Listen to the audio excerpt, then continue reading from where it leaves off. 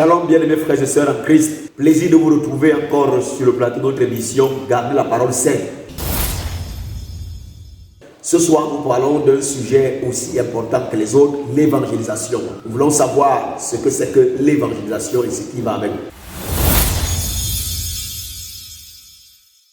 Pasteur Nono Bertrand, bonsoir. Bonsoir révérend, bonsoir tout le public, que Dieu vous bénisse. Pasteur Nono Bertrand, dites-nous, qu'est-ce que c'est que l'évangélisation? Qu'entendez-vous par évangélisation? Évangélisation vient d'évangéliser. Évangéliser ici vient d'abord d'un mot latin qui veut dire evangelista. Et en grec, euangelistes. Euangelistes qui est tiré du mot euangelion qui veut dire évangile. Maintenant, en parlant de l'évangile, c'est un message que quelqu'un porte. Quelqu'un, c'est-à-dire qu'un prédicateur itinérant de l'église réformée qui va à la recherche des âmes perdues, qui apporte son message dans le but de discipliner les gens, dans le but de les convertir au christianisme, dans le but de les réprimander, dans le but de les corriger, dans le but d'attirer leur attention sur un certain droit qui leur a été proposé. Voilà un peu en fait ce que c'est que évangéliser. En parlant de l'évangélisation, je pourrais proposer un texte biblique qui nous définisse bien ce que c'est que l'évangélisation d'après les textes bibliques. Dans le livre de 2 Timothée chapitre 4 verset 1, l'apôtre Paul dit à Timothée: je t'en conjure devant Dieu et devant Jésus-Christ qui doit juger les vivants et les morts, et au nom de son apparition et de son royaume, prêche la parole, insiste en toute occasion favorable ou non, reprend, censure, exhorte avec toute douceur et en instruisant, car il viendra un temps où les hommes ne supporteront pas la saine doctrine, mais ayant la démangeaison d'entendre des choses agréables, ils se donneront une foule de docteurs selon leurs propres désirs, détourneront l'oreille de la vérité et se tourneront vers les fables. Mais toi, sois sobre en toutes choses, supporte la souffrance, fais l'œuvre d'un évangéliste, remplis bien ton ministère. Dans l'évangélisation, il y a donc le fait de réprimander, il y a le fait de corriger, il y a le fait d'exhorter, d'attirer l'attention, parce que généralement, l'évangélisation, la prédication attire le péché et l'amène face à la condamnation. C'est un peu ce que c'est que l'évangélisation. Très bien, c'est un peu ce que c'est que l'évangélisation. Pasteur Nono Bertrand, nous voulons avoir plus de lumière. Selon vous, d'après le message de l'heure que nous avons reçu du prophète William Branham, que devrait être le message de quelqu'un qui va sur le terrain pour évangéliser? Quel devrait être le message qu'on passe aux âmes? Comment est-ce qu'on évangélise? Qu'est-ce qu'on doit dire à la lumière de ce message? L'apôtre Jude va nous dire ici, dans son verset 3, « Bien-aimés, comme j'ai désiré vivement vous écrire au sujet de notre salut commun, je me suis senti obligé de le faire afin de vous exhorter à combattre pour la foi qui a été transmise au sein une fois pour toutes. » Je voudrais déjà rappeler que devrait être le message de l'évangéliste. Le message de l'évangéliste ici, Frère Branham, dans son message l'évangélisation du temps de la fin, paragraphe 176 numérique, il nous dit: le message de l'évangéliste du temps de la fin est tiré de Malachie 4. C'est une restauration. Le message et le messager, tous les deux devront être un rétablissement de la foi. Donc, l'évangélisation au temps de la fin est censée être un rétablissement de la foi. Qu'est-ce que j'entends par là? L'apôtre Jude dit que ce qu'on a à faire, c'est d'attirer l'attention des gens sur la foi qui nous a été transmise une fois pour toutes. Et c'est cette même foi qui est partie de Paul qui arrive à l'âge de la Odyssée par William Branham. D'où quelqu'un qui sort pour évangéliser doit s'en tenir au message qu'il a reçu en son jour. L'évangélisation doit corroborer le message de l'heure, de notre jour, attirer l'attention des gens sur la visitation que Dieu a fait en cette génération. C'est ça l'évangélisation, attirer l'attention des gens sur le retour des cœurs, le rétablissement de la foi apostolique. L'évangélisation consiste à ça, sortir les gens de l'ancien système, de l'ancienne vision, de l'ancien paradigme et les ramener vers la vision de l'heure. Parce qu'il y a une manière de vivre selon la vision de l'heure, il y a une manière de prêcher selon la vision de l'heure, il y a une manière de recevoir le Saint-Esprit selon la vision de l'heure, il y a une manière de se comporter selon la vision de l'heure, et l'évangélisation doit suivre tout cela. Il faut noter aussi que l'évangélisation n'est pas le fait de se tenir sur un plateau ou alors sur un podium et se mettre à vilipender les gens, bon, c'est ce et à insulter les gens. Voilà. Parce que pour beaucoup, l'évangélisation, c'est menacer les gens, les vilipender, les insulter, se moquer d'eux et leur montrer l'enfer du début jusqu'à la fin. Ce n'est pas ça l'évangélisation, c'est tout autre chose, c'est un rétablissement de la foi. Donc par l'évangélisation de cette heure, les gens doivent comprendre qu'ils ont été mal enseignés. Et si vous recevez un mauvais enseignement, alors ça vous fait aussi vivre une mauvaise vie parce que vous êtes ce que vous mangez en fait. Alors pasteur Nono, dis-nous, bien des fois sur le terrain d'évangélisation, parfois le fruit qu'on attendait n'est pas souvent escompté, on n'a pas souvent le résultat qu'on aurait voulu. On aurait voulu certainement gagner des âmes et parfois ce n'est pas le cas. Dis-nous, quelles peuvent être les causes, quels sont les obstacles, quelles peuvent être les difficultés qu'on rencontre sur le terrain d'évangélisation et aussi, alors les obstacles, parfois, qu'est-ce qui fait qu'on chute? Pourquoi est-ce qu'on n'atteint pas souvent le but qu'on aurait dû avoir lorsqu'on va sur le terrain d'évangélisation? Les obstacles, il y en a. Les causes de ces chutes, il y en a. Pourquoi est-ce que nous en arrivons là? C'est juste que de prime abord, nous n'avons pas compris ce que c'est que l'évangélisation, ce que c'est que l'évangéliste. Qui est l'évangéliste? Quand déjà nous arriverons à définir ce que c'est qu'un évangéliste et sa mission, nous saurons donc ce que l'évangéliste fait lorsqu'il arrive sur le terrain et où se trouve même son terrain. D'ailleurs, c'est autant de choses qu'il nous faille voir, n'est-ce pas, dans cette émission. L'évangéliste, selon Malachie 4, il nous dit dans son message, Dieu ne juge pas un homme sans l'avoir d'abord averti. Au paragraphe 104, un évangéliste est un homme spécial. C'est un homme qui brûle comme une boule de feu. Il entre en hâte dans une ville et prêche son message et en sort pour aller ailleurs. Vous voyez, c'est un homme spécial. Donc, d'après Malachie 4, l'évangéliste du temps de la fin est une boule de feu qui brûle et consume le péché. C'est ça un homme spécial. Maintenant, pourquoi est-ce qu'il y a des échecs sur le terrain de l'évangélisation? C'est justement parce que sur le terrain d'évangélisation, on ne met pas des boules de feu sur le podium.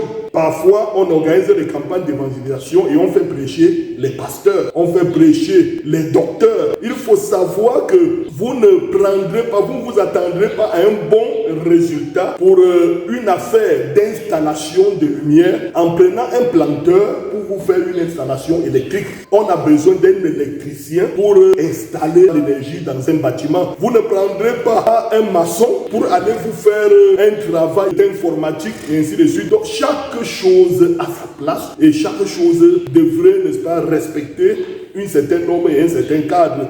Sur un terrain d'évangélisation, on a besoin d'un évangéliste. On a besoin d'une boule de feu. On a besoin de quelqu'un qui consume le péché. On a besoin de quelqu'un qui attire l'attention des gens, qui sème la crainte dans leur cœur, qui les ramène à la parole prophétique et les pointe du doigt le péché en disant blanc ce qui est blanc, noir ce qui est noir. Voilà là où parfois nous chutons. Nous amenons les gens sur le terrain d'évangélisation qui s'en vont insulter les autorités, insulter les gouverneurs, insulter les membres d'église, insulter les autorités religieuses et tout en proférer des menaces, frappant la poitrine. C'est nous qui sommes dans la vérité. Vous irez en enfer. Ce n'est pas ça l'évangélisation. L'évangélisation, c'est te faire découvrir ton erreur, te faire reprendre conscience et te montrer le chemin retour. C'est-à-dire que vous frappez et vous montrez une issue de sortie. C'est ça l'évangélisation.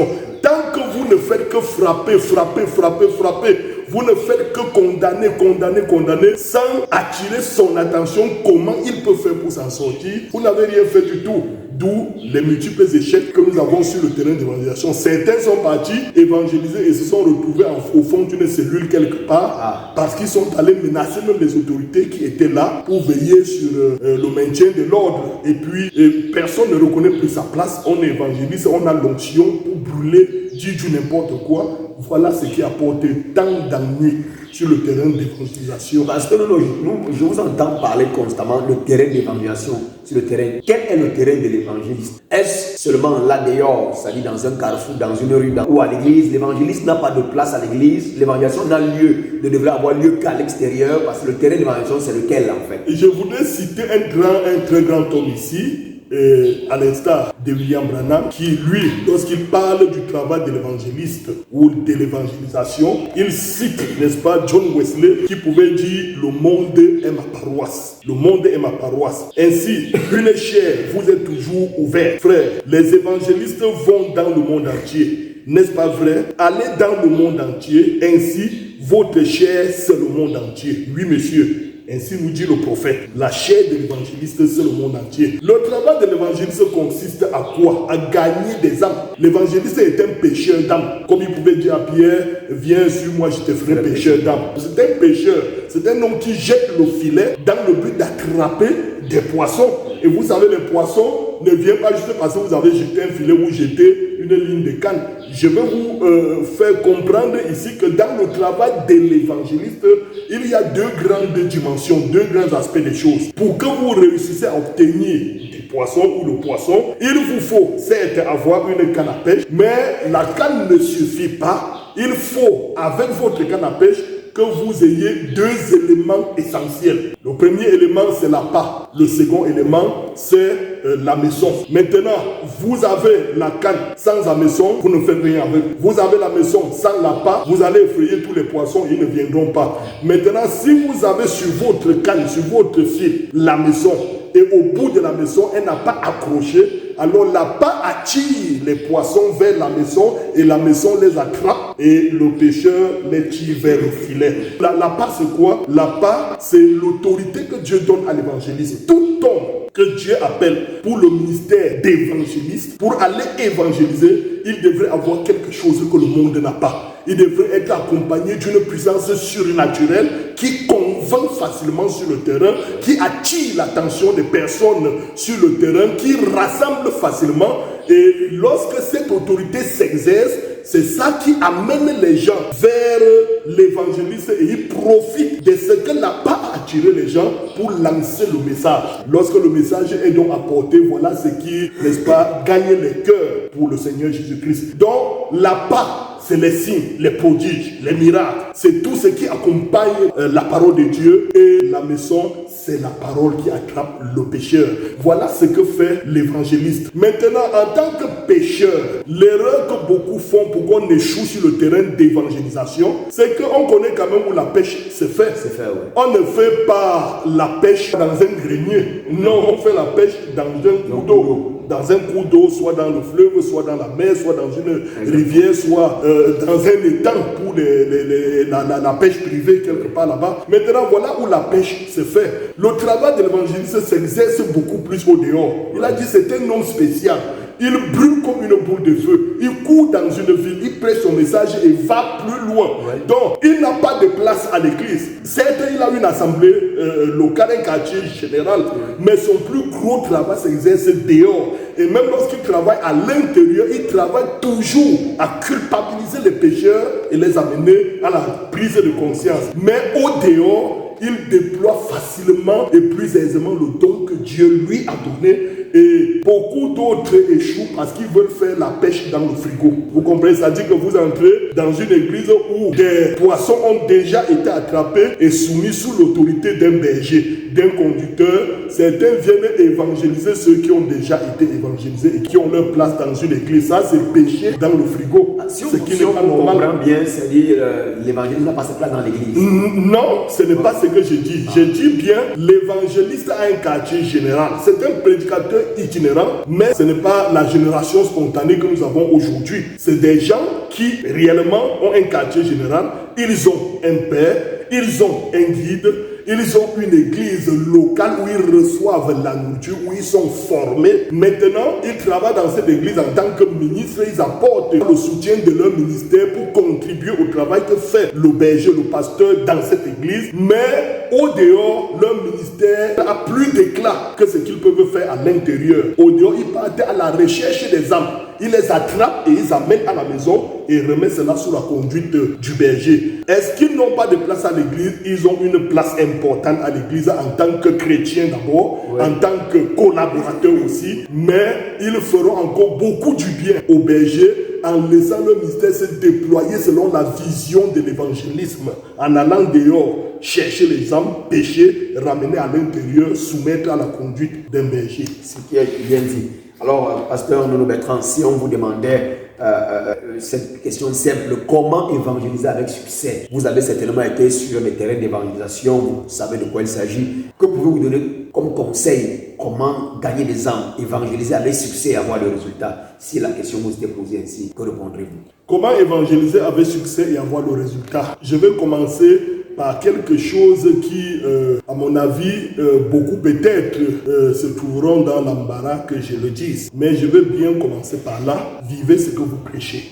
Un évangéliste, en fait, il est quelqu'un qui n'aime pas l'impureté, qui n'aime pas le désordre, qui n'aime pas la souillure. Son ministère est un ministère qui tend à crier contre des choses qui ne tiennent pas debout, des choses qui ne sont pas droites, contre ceux qui quittent les rangs, contre ceux qui vivent mal, contre des esprits malveillants au sein de l'Église, contre ceux qui se disent chrétiens et qui ne le sont pas. Leur ministère est là pour accompagner le pasteur, aider le pasteur à tirer le peuple de l'impasse, à les faire quitter des griffes de l'ennemi et les ramener vers la parole, vers la sainteté, sur le terrain de la sainteté.